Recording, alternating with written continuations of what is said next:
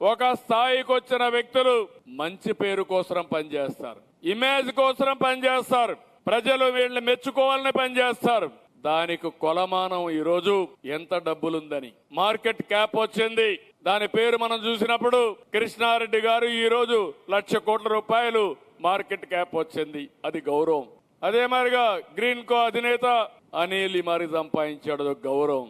కానీ ఒకటే గుర్తుపెట్టుకోండి, ఇలాంటి వారి జీవితాల్లో మీరు వెలుగు తేగలిగితే, మీ శక్తిని ఉపయోగించి కొన్ని వేల కుటుంబాలను మీరు మార్చగలిగితే, దాని వల్ల వచ్చే గౌరవం, దాని వల్ల వచ్చే మీకు తృప్తి ఏ పని వల్ల రాదని మరొకసారి విజ్ఞప్తి చేస్తున్నా. ఆ విషయమే నేను మిమ్మల్ని కోరుతున్నా. మీ డబ్బులే నేను అడగడం లేదు, అవసరమైతే డబ్బులు ఖర్చు పెడతారు. ఇప్పుడు వాట్సాప్ గ్రూపులు వచ్చాయి. మీ మనిషిని మీరు మొత్తం టైం ఇవ్వలేరు. ఒక్కొక్కరికి 20-30 కంపెనీలు ఉన్నాయి. ఇది కూడా ఒక కంపెనీగా పెట్టండి. మీరు పెట్టే డబ్బులు వాళ్ళందరినీ ఎన్యూమరేట్ చేయండి.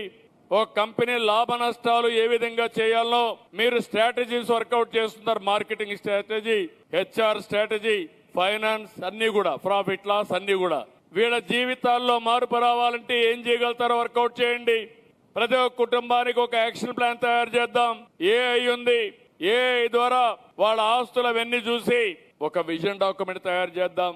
అది తయారు చేసిన తర్వాత వాళ్ళతో కూర్చోండి, వాళ్ళని కౌన్సిల్ చేయించండి.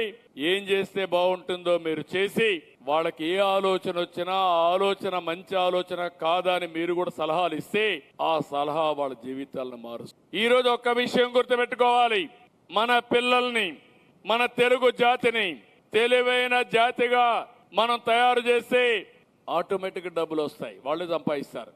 నేను ఆ బాధ్యత మీకు అప్పచెప్తున్నా.